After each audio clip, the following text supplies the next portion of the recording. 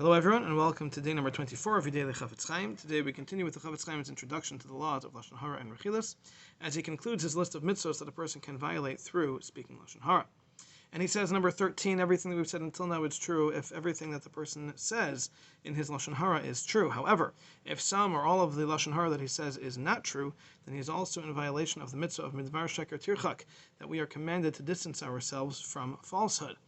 And in addition, the Chafetz Chaim says, the person by adding this falsehood also upgrades the sin from being Lashon Hara to being what's called Maitzi Shemra, because it includes false information, and this, the Chafetz Chaim says, carries a much more severe penalty than regular Lashon Hara, which is true.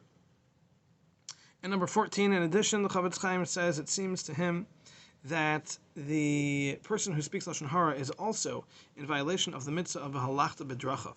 Halachta B'drachav means that we are commanded to go in the ways of Hashem.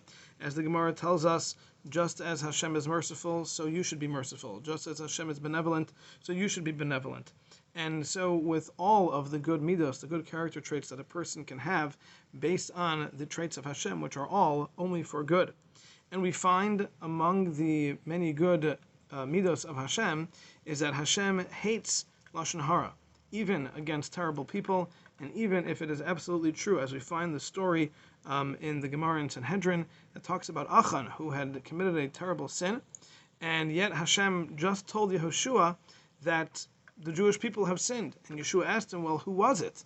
And Hashem responded, am I going to say Lashon Hara to you? I'm not going to say Lashon Hara, I'm not going to tell you who it is. So we see here that even someone who was wicked, and the Jewish people were being punished because of what he had done, and it was absolutely true, still Hashem would not reveal to Yeshua who it was because it was Lashon Hara. And in addition, we find the Chazal tell us that Hashem always looks for the good and not for bad. And the Gemara also tells us in Saita that there are 4 groups of people who will not receive Hashem's Shechina, Hashem's presence, and one of those groups is the group of those who speak Lashon Hara, and it brings a verse to support that. And therefore, somebody who regularly violates the laws of Lashon Hara and Rechilos and does not try to stop themselves is certainly in violation of this mitzvah of going in the ways of Hashem, which are all for good, and this person has done the opposite by focusing on doing bad by speaking Lashon Hara and not trying to stop it. And now the Chafetz Chaim concludes the section by saying that we have counted 14 positive commandments, 14 mitzvahs aseh, that a person can violate through speaking Lashon Hara, in addition to the 17 mitzvahs leisa aseh, the laven, the negative commandments that we had learned about previously.